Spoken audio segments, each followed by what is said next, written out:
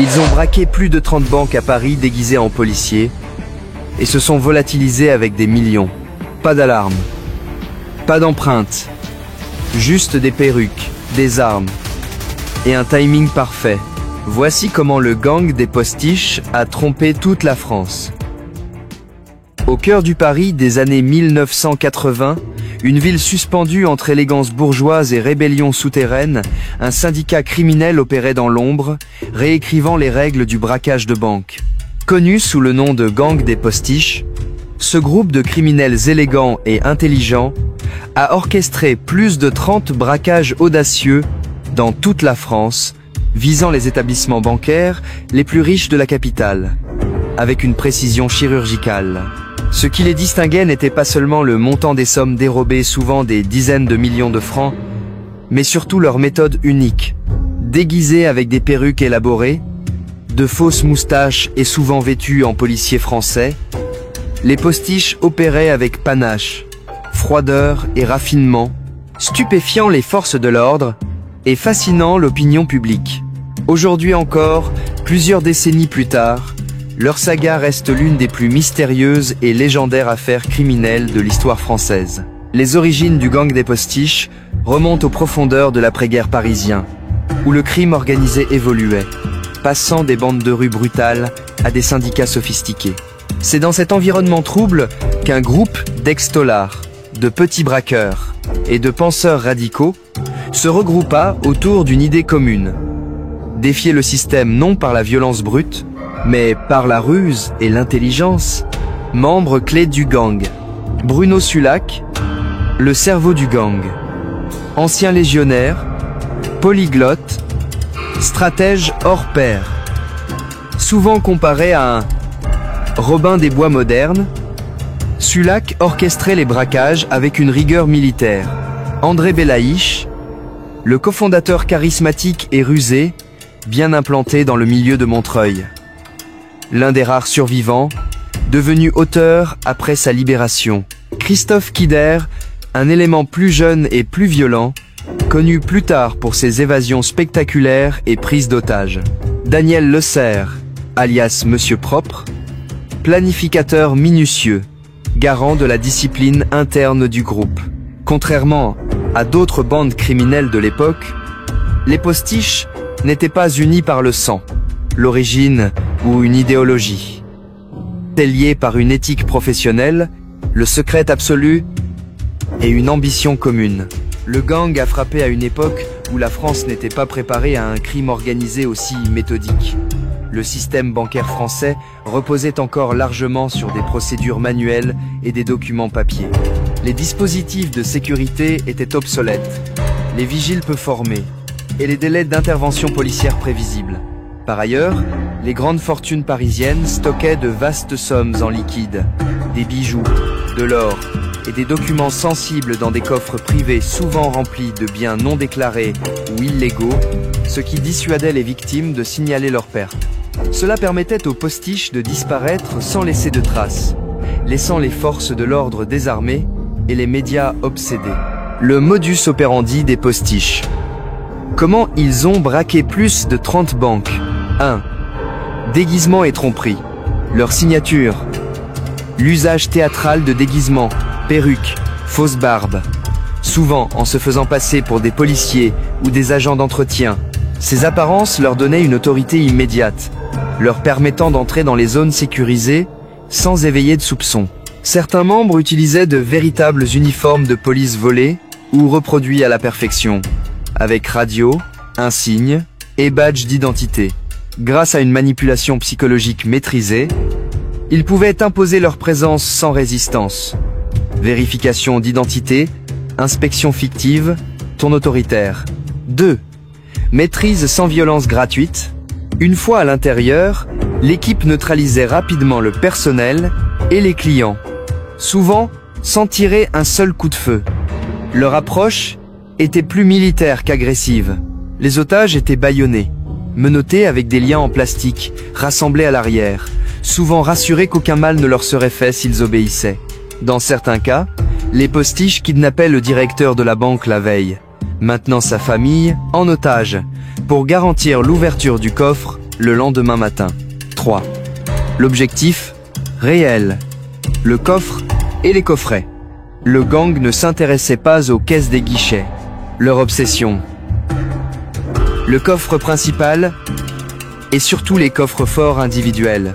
Riches en argent noir, bijoux, bons au porteur, passeports, or et autres biens introuvables. Comme ces biens n'étaient souvent pas déclarés, les propriétaires hésitaient à déposer plainte, une zone grise juridique que le gang exploitait avec brio. 4. Fuite parfaite et plans souterrains. Leur fuite était toujours préparée des semaines à l'avance. Tunnels souterrains, toits aménagés, voitures banalisées, ruelles dégagées. Jamais 2 fois le même chemin.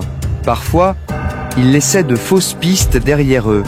Perruques abandonnées, faux indices, documents falsifiés, semant la confusion dans les rangs de la police. Braquage célèbre. Les opérations qui ont ébranlé la France, entre 1981 et 1986, le gang des postiches a réalisé plus de 30 braquages, essentiellement à Paris intramuros, volant l'équivalent moderne de plus de 40 millions d'euros. BNP, boulevard Haussmann, 1984. Déguisés en brigade antiterroriste, les braqueurs pénétrèrent dans la banque sous prétexte d'une alerte à la bombe. Une fois les portes verrouillées, ils vidèrent plus de 300 coffres, emportant de l'or, du liquide, des diamants et des documents confidentiels, dont certains ne furent jamais déclarés manquants. SIC, avenue de Wagram, 1985. L'un de leurs coups les plus risqués. Une fausse voiture de police à l'entrée, des agents en uniforme impeccable. Le braquage fut rapide, silencieux, et les bandes de vidéosurveillance disparurent mystérieusement après l'opération. Le tournant. L'arrestation et la mort de Bruno Sulac. Début 1985, les autorités obtiennent enfin une percée. Bruno Sulac est arrêté lors d'un banal contrôle routier après des mois de surveillance. Incarcéré à la prison de Fresnes, il devient une figure médiatique, séduisant, cultivé, respecté même par ses geôliers. Mais Sulac préparait déjà une évasion spectaculaire. Il fit entrer des explosifs et du matériel avec l'aide d'alliés extérieurs. En mars 1985, il tente sa fuite, mais l'opération échoue. Abattu d'une balle dans la tête, il succombe à ses blessures. Sa mort fut un coup psychologique fatal pour le gang. Sans son cerveau, les opérations perdirent en efficacité et en cohérence. L'effondrement. Fusillade rue du Docteur Blanche, 1986. Le 14 janvier 1986, la police parisienne assiège une planque du gang, située rue du Docteur Blanche, dans le 6e arrondissement. Ce qui s'ensuit est une fusillade d'une rare violence. Le commandant Jean-Yves Adam est tué, plusieurs policiers blessés, et un membre du gang abattu sur place. Les autres sont arrêtés ou prennent la fuite. Dans les mois qui suivent, la quasi-totalité du réseau est neutralisée, arrêtée ou exécutée. Certains tentent de fuir en Amérique du Sud, d'autres disparaissent à jamais. Conséquences: procès, évasion et mi-durable, quelques destins marquants. André Belaïch purge sa peine, sort et publie un livre semi-fictif sur sa vie dans le gang. Christophe Kider s'évade plusieurs fois, prend des otages, est recapturé et devient l'un des criminels les plus dangereux de France.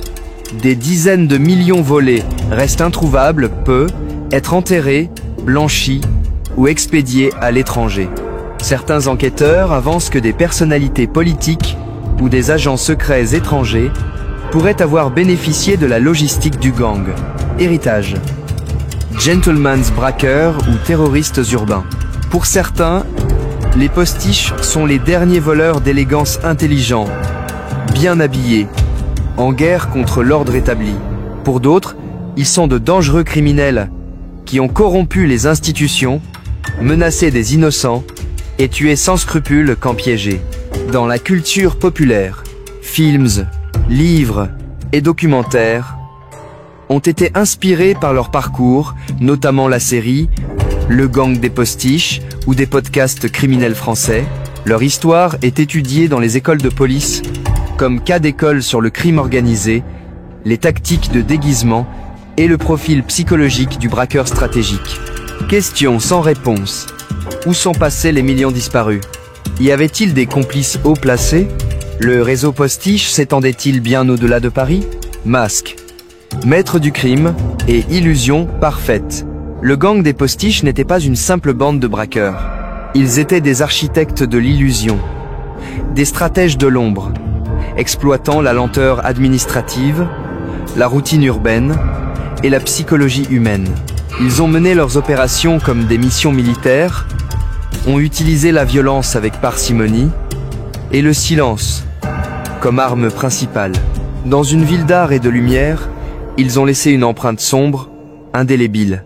Aujourd'hui encore, leur légende flotte sur Paris, comme le spectre d'un crime parfait jamais totalement résolu.